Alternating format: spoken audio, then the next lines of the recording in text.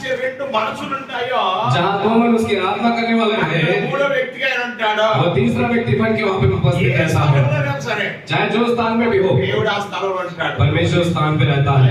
Hallelujah. మనం నశించకూడదని, हम नाश न हो इसीलिए, యేసే సాక్షాత్ పరలోకం భూలోకానికి దిగి వచ్చిన परमेश्वर साक्षात इस पृथ्वी पर उतर आने वाला दिन है। హల్లెలూయా. హల్లెలూయా. నీ కొరకే వచ్చాడు ఆయన. वो केवल आपके लिए आया है। ఒకవేళ భూలోకం అంతా నీతిమంతులై ఉండే, यदि इस पूरे दुनिया में सब धर्मी होते, నీ ఒక్కడే పాపి అనుకో, केवल आप एक व्यक्ति पापी बच गए, యేసే పరలోకం నుంచి భూలోకంలోకి వస్తాడా రాడా? क्या परमेश्वर स्वर्ग से नीचे उतरेगा?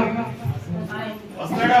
आएगा। ఆయన నీ కొరకే వస్తాడు. वो केवल आपके लिए आएगा। ఇంకా అందరి కొరకు వచ్చాడు అన్నది కాదు, నా కొరకు వచ్చాడు అన్నదే ముఖ్యం. वो सबके लिए आया नहीं, लेकिन मेरे लिए आया है करके कहना। సాక్షాత్ దేవుడే, साक्षात परमेश्वर, కర్తైన దేవుడు, सृष्टिकर्ता परमेश्वर, నరావతారిగా मनुष्य के रूप में, నీ రూపము ఎలాగైతే ఉందో जैसे आपका रूप है, అదే రూపములో యేసు ఈ భూలోకానికి వచ్చాడు. उसी स्वरूप में परमेश्वर इस पृथ्वी पर आए हैं। అందుకే దేవుని వందనాలు తెలియజేయాలి. इसलिए परमेश्वर का धन्यवाद करना ఆయన है। యొక్క ఉద్దేశం ఏమిటంటే, उनका उद्देश्य ये है, లూకా 15:7, 9, 10 వచనాలు రాయబడింది. लूका 15 का 7-9 वचनों में ఏమని రాయబడింది? क्या लिखा है? 99 మంది అంటే ఒక పాపి అంటే ఆయనకి ఎంతో ఇష్టం. और 99 धर्मी व्यक्ति से एक पापी परमेश्वर को पसंद है, ఎందుకంటే ఆ పాపి నశించకూడదు, क्योंकि वो पापी नाश नहीं होना है, పరలోకానికి వెళ్ళాలి, वो पापी स्वर्ग जाना है, పాపి మారాలి, वो पापी बदलना है, ఆరు మనసులు పొందాలి, मन फिराव पाना है, దేవుని కొరకు జీవించాలి, परमेश्वर के जीना है, దేవుని రాజ్యానికి రావాలి. परमेश्वर के राज्य में आना అది है। దేవుని యొక్క ఉద్దేశం. वो परमेश्वर का उद्देश्य ఎందుకంటే है, మన అందరూ ఆయన స్వరూపంలో